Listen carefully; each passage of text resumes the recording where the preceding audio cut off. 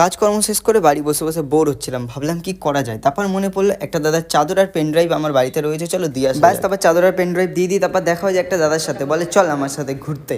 এবার জানি না আমরা কোথায় যাচ্ছি, সাথেই তারগুলো। আমি তো পুরো কনফিউজ ছিলাম যে এই তারগুলো নিয়ে যাচ্ছি কোথায়, যদিও আমার তাদের ডেকোরেশনের বিজনেস, বাট তো ওই তারগুলো কোথায় রাখবে। তারপরে মেন রোড ছেড়ে আমরা একটা গলির মধ্যে ঢুকে পড়ি তারগুলোকে নিয়ে। এখানে এসে দেখি কিছু ভাইকে এই তারগুলোকে ডেলিভার করে দিল। ব্যাস, তারপরে আবার কি, সন্ধ্যাবেলা চা না খেলে হয়, চলে আসি সোজা চায়ের দোকানে। ওখান থেকে একটা গজা খাই আর সাথে চা খেয়ে কিছু দাদার সাথে কথা বলে চলে আসি সোজা বাড়ির দিকে। তখনই মনে পড়ে আমাদের এখানে তো কালকে পুজো আছে আর লাগবে হচ্ছে আমাদের একটা ডাব। ব্যাস, তারপরে আমরা আমাদের একটা মনের মতো ডাব বেছে নিই। তারপরে ওখান থেকে ডাববালাকে পয়সা। ব্যাস, তারপরে আমাদের ডাবটাকে নিয়ে চলে আসি আরেকটা ফলের দোকানে। হ্যাঁ, পুজো দিচ্ছি, ফল না হলে হবে। তারপরে একটা ফলের দোকান খুঁজে খুঁজে বের করে চলে যাই সোজা ফলের দোকানে। আর আমাদের লাগতো হচ্ছে 5 রকমের ফল। আর এই দাদাটা ছিল আমাদের চেনা, তাই আমাদের একটা আপেল কেটে দিয়েছে আর সাথে ছিল কিছু আঙুর ফল। আঙুর ফল খেয়ে বাড়ি আস্তে আস্তেই দেখি টোটো খারাপ হয়ে গেছে। তারপরে টোটোটাকে দাঁড় করিয়ে, যাই না ড্রাইভার কাকা কিভাবে টোটোটাকে সারালো, সারিয়ে তারপর চলে আসি সোজা বাড়ি।